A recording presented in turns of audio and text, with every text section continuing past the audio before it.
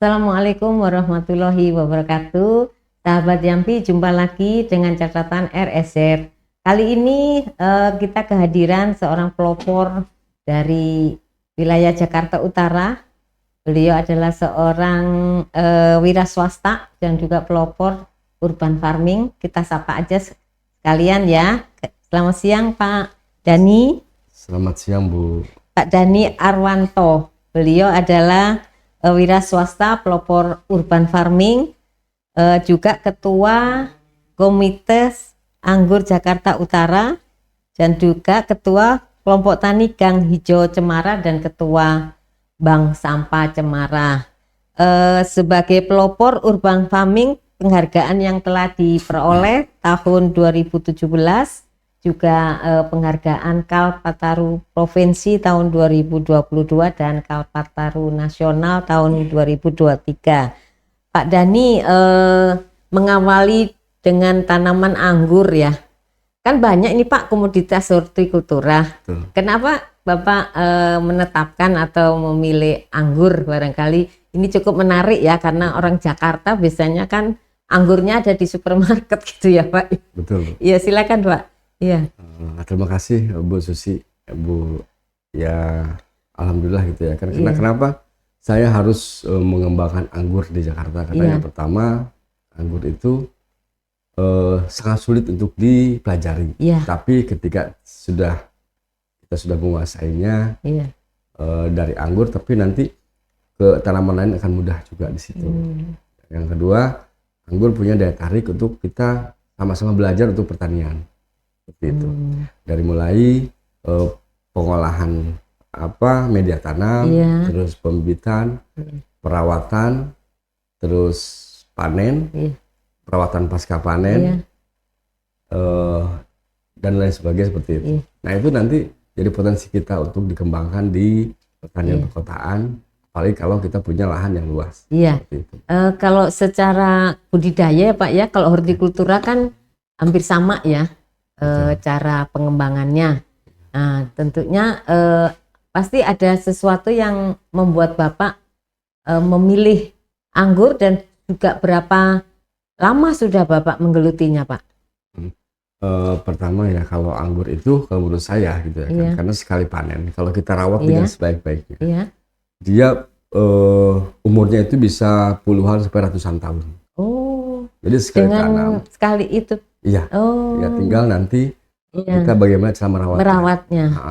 Dan kami merawatnya itu semuanya apa yang kami lakukan di sana.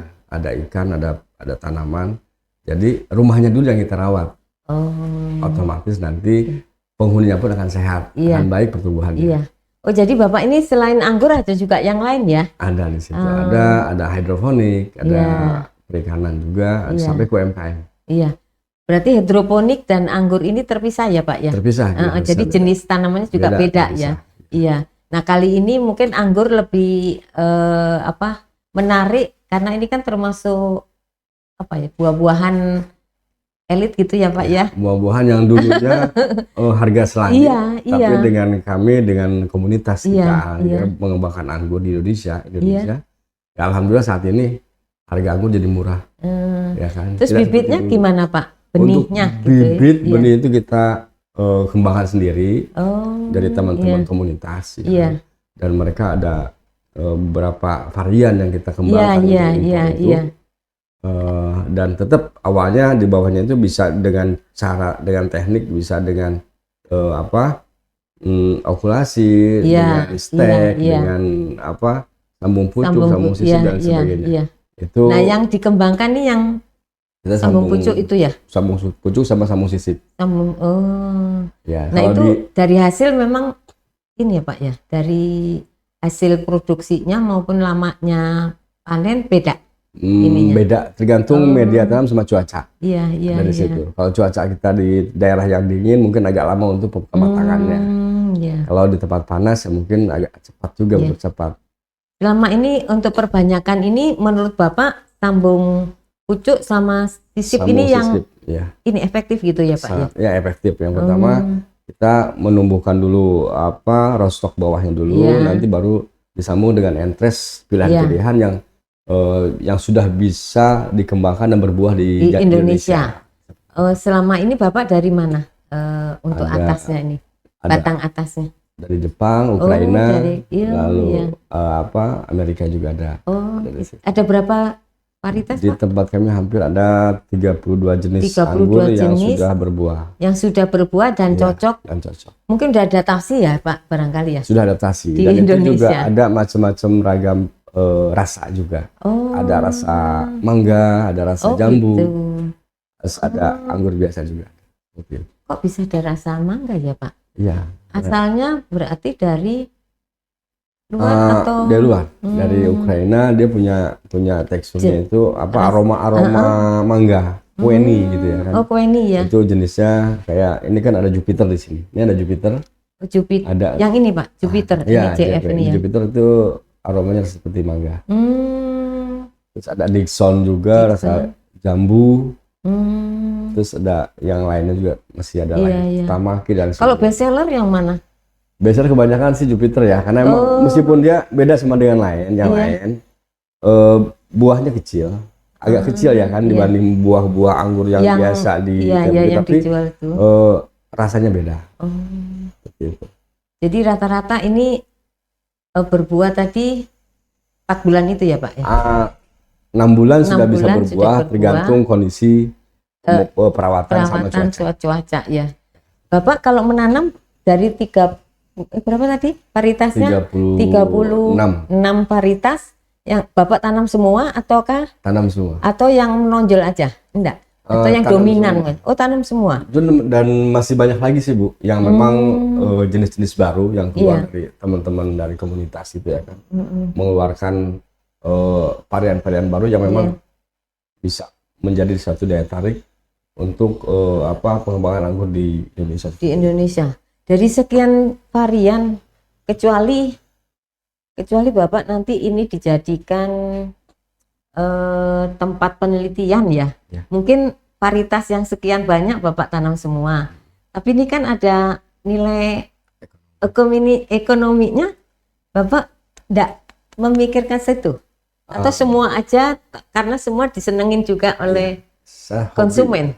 Karena gitu hobi ya. Terus untuk pengembangan kalau ini kan ketika kita bisa masuk ke dunia pertanian, masuk ke dunia lingkungan, itu kan memang pekerjaan yang tidak ada namanya pensiun Bu. Iya betul Pak. Seperti itu ya semakin lama semakin haus akan yang baru gitu ya, yang sudah dikeluarkan oleh negara yang penghasil anggur gitu ya Pak ya. Betul Bu. Mungkin sebaiknya kali Pak, tempat Bapak juga bisa untuk penelitian mahasiswa yang ini Pak, jurusan hortikultura kali. Alhamdulillah ya, memang di tempat kita itu ada beberapa kegiatan ya kan, selain kebun anggur, ada pengolahan sampah juga, kita membuat pakan ternak, terus kita juga membuat pupuk dari pengolahan sampah, lalu ada pertanian sama anggur tadi, dan pengunjung pun ya dari beberapa universitas yang hadir juga tempat kita, dan kami juga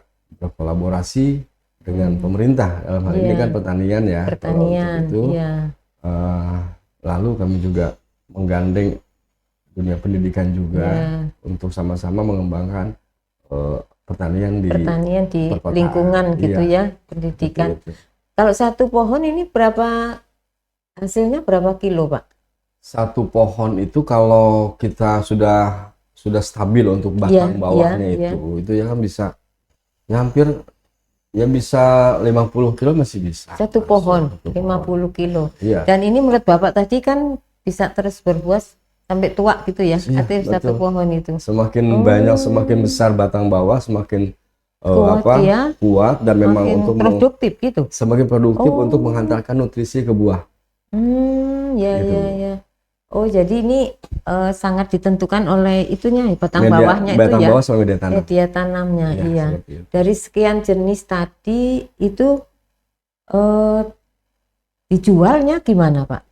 Dari sekian jenis kalau di tempat kita kan memang bukan skala kebun ya. Karena kami juga di situ hanya bersama teman-teman kami di komunitas anggur gitu ya kan, mengembangkan berbagai jenis anggur saja gitu ya kan. Jadi bibit, kita perbanyak bibit, dan yang sudah kita kita tanam dan berbuah bagus, lalu kita jual. Iya. Pak, kalau sebagai orang awam nih ingin berkebun di kota ya, salah satunya anggur, hitung-hitungannya berapa itu Pak? Artinya biaya produksi, terus biaya pemeliharaan gitu. Iya. Ya karena memang pengalaman Bapak sebagai ini ya, ketua di sana. Ya pertama ya kita memang harus, anggur itu tidak seperti pohon lain Bu. Sangat menarik untuk kita pelajari. Yang pertama, yang kedua, anggur itu harus punya ada satu namanya perawatan yang khusus, intensif ya kan, baik dari mulai media tanam, terus perawatan untuk pengendalian hama, cuaca juga gitu. Benar-benar karena anggur ini kan kebanyakan. Jadi ini terbuka ya Pak? Di alam kita terbuka. Ada greenhouse. Oh, greenhouse ya? Ya, karena untuk penyakit itu ya? Untuk penyakit, yang kedua air hujan Bu. Air hujan. Ya.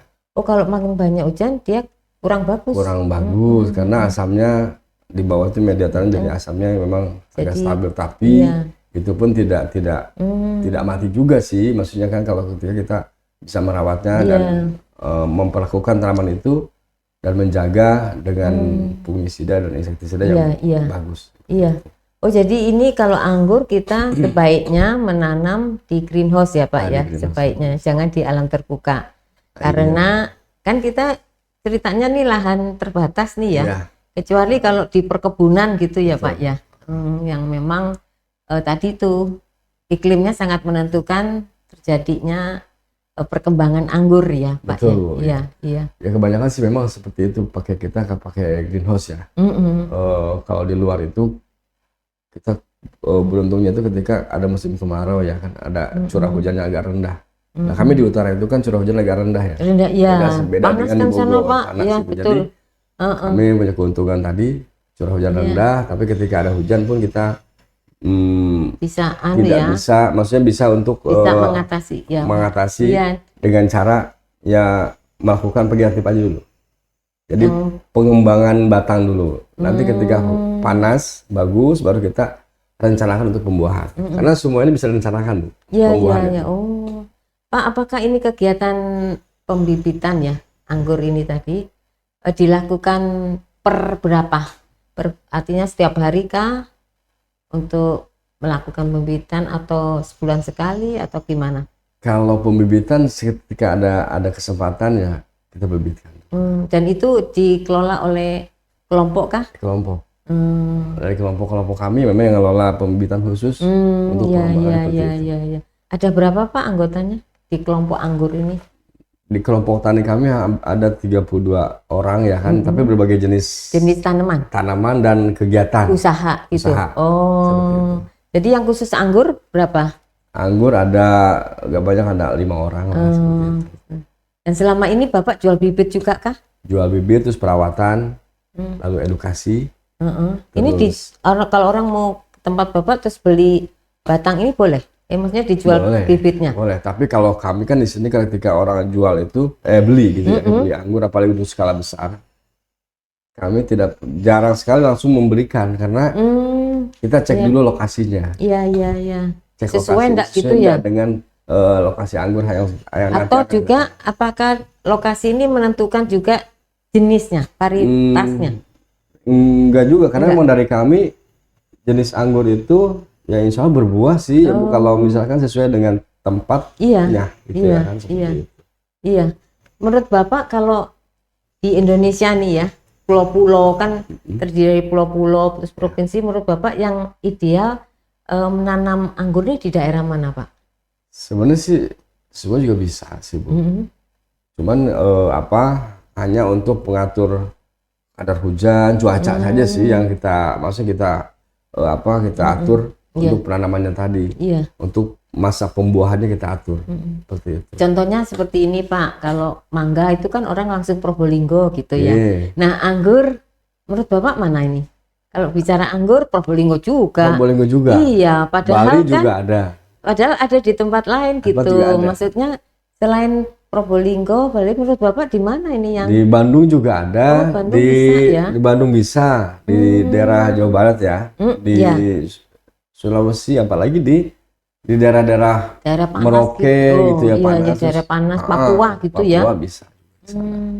Padahal ya kalau ini kan harganya cukup menarik ya, Pak ya. Buah anggur ini ya. Iya.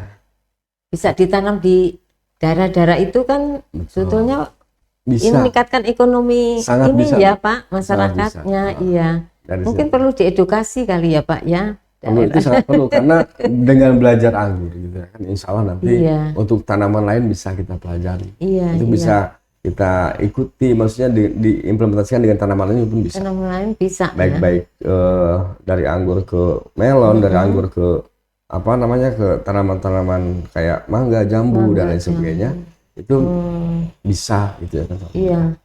Karena tanaman khususnya horti buah ya, itu yang sejenis ini kan kayak melon, terus semangka gitu ya Pak ya. Dan itu memang butuh iklim panas kan ya Pak ya. Butuh panas dan memang perawatannya hampir sama. Hampir sama. Pembuahannya juga ya ada beberapa trik yang hampir sama sih seperti itu. Terus sama asupan nutrisi juga sebenarnya hampir sama lah. Karena kebutuhan buah sama kebutuhan nutrisi untuk buah, pembuahan, terus perlakuan masa vegetatif, perlakuan masa generatifnya hampir sama. Hanya saja kelebihannya ini untuk anggur lahannya bisa diatur gitu ya. Bisa diatur. Sedikit bisa, kalau melon kan nggak bisa ya Pak ya. Harus luas gitu maksudnya ya. Kalau atau anggur bisa semangka. Kalau anggur bisa di tabulapot bisa. Terus ada dengan teknik apa? Teknik teralis gitu ya kan. Jadi ke samping. Terus ada dengan teknik para di atas. Dan menggantung di atas. Gantung, yang saya tahu yang gantung. Kalau di pot kan kita kelilingin aja satu pot, kira-kira kurang lebih sekeliling pot, baru nanti tunas-tunas yang dari bat-bat ini yang keluar untuk calon buah. Nanti kalau dengan sistem teralis, paling sampai naik ke 1 meter, kalau 2 meter baru bentakin ke samping. Seperti tirai. Nanti di samping-sampingnya gitu ya? Seperti tirai seperti itu. Dan di situ ada bagian seperti itu. Bagus ya Pak ya. Bapak, saya nggak ada gambarnya ya. Maksud saya kalau ini model teralis kayak apa wujudnya gitu, kalau model para kayak apa gitu, ada nggak Pak ya? Ada sih, cuma kan nanti kalau itu bisa nanti coba bisa nggak ya Mas di ini ditayang? Boleh nanti ditayang ya. Iya. Tapi ini kan ada yang satu atau dua gitu, karena kan kita pada umumnya kalau anggur ini menjulurnya itu kan di itu ya Pak ya, harus dibuatkan yang di tempat luas gitu ya. Tapi kalau kita kan nggak begitu Bu, jadi kita atur untuk calon-calon pembuahannya itu seperti itu. Terkadang kalau sudah habis, sudah lama, sudah masa-masa pembuahan selesai semua, kita habisin semua, sapruning dulu semua. Jadi dihabiskan ya Pak? Seperti itu, jadi tunas baru lagi, itu peremajaan lagi. Seperti itu. Nah, baru nanti untuk pengolahan media tanam dan asupan nutrisinya. Jadi berapa bulan sekali diganti Pak media tanamnya? Kalau ini kan masih bibit Bu. Nanti kalau sudah ini mulai berproduksi gitu, berapa? Kalau berproduksi itu kan ditanam aja Bu, ditambah aja. Ditambah, di topping, terus dikasih kalau di pot bisa dicabut dulu. Nah itu berapa bulan Pak? Maksud saya itu paling 2 kali 3 kali panen. 2 kali 3 kali panen itu nanti ada pruning atas, ada pruning akar. Gitu. Itu kalau medianya ini media tanam itu. Jadi akar pun juga kadang semakin panjang daun, batang atas, semakin banyak panjang juga akar bawah. Akarnya. Nah itu harus perlu di pruning juga. Iya. Jadi peremajaan akar lagi. Itu per berapa? Itu per 3 kali panen. Per 3 kali kalau saya seperti itu. Berarti 2 tahunan gitu ya Pak ya? Karena kalau di pot ya. Iya di pot nih, karena kita bicara perkotaan ya. Jadinya kalau yang di lahan sih nggak masalah ya Pak ya. Tapi kalau kami kan 80% itu organik kalau kami ya kan, karena memang asupan itu bisa kita siasatin dengan mengimplementasikan sampah organik tadi, pupuk organik tadi. Jadi ini zero waste ya Pak ya, Zero sampah waste, jadiin zero pupuk, pupuknya untuk ini, untuk Iya. ikan juga, gitu Betul. ya Pak ya. Betul. Pak, kalau ini berarti penyiramannya pakai sistem itu ya Pak? Tetes? Iya. Oh enggak. Oh enggak. Enggak juga. Jadi Saya manual aja karena memang. manual. Iya, jadi pakai selang biasa. Iya, aja. iya. Oh enggak Seperti perlu itu Kalau ya. itu bisa juga sih. Iya, tapi biaya kan tuh ya. Agak biaya gitu. Iya. Tapi kalau memang khusus untuk apa namanya perkebunan anggur itu mungkin bisa. Iya, Cuman karena kalau luas ya. cuman kalau saya sendiri ya Iya. kenapa nggak pakai itu? Iya. Terkadang kita kurang komunikasi, kurang ada apa namanya dengan hubungan sama tanaman tadi. Sama tanamannya. Iya, saya lebih suka diajak ngobrol gitu ya. Jadi mereka juga ketika di kekurangan nutrisi ini, kekurangan apa, jadi ngasih Sinyal gitu. gitu seperti itu. Jadi dengan apa? Dengan kerutan, mungkin dengan apa? Dengan Bapak udah hafal ya ini ya. Berbicara dengan tanaman nih, tandanya kalau kurang nutrisi, dia terus gitu ya. Kuning, terus ada keriting juga beda juga di situ. Nah nanti, dari situlah yang tadi awal saya tidak tahu ya kan. Tapi dengan pelajari anggur yang itu tadi karena menarik, karena ada keinginan ya kan untuk menumbuhkan anggur. Tanaman lain pun mungkin bisa. Seperti itu. Tapi lika-likunya ini lebih ya. Kita lebih apa sih? Mungkin komunikasinya lebih intens terus macam-macam yang itu ya Pak ya. Dan perubahan ketika kita kasih fungisida, kasih insek gitu ya kan. Itu ada langsung reaksinya ada. Seperti itu. Iya. Pak, kalau boleh tahu tadi kalau satu pohon ini bisa 50 kilo ya? Bisa 25 sampai 50. Nah itu terus dijualnya kemana Pak?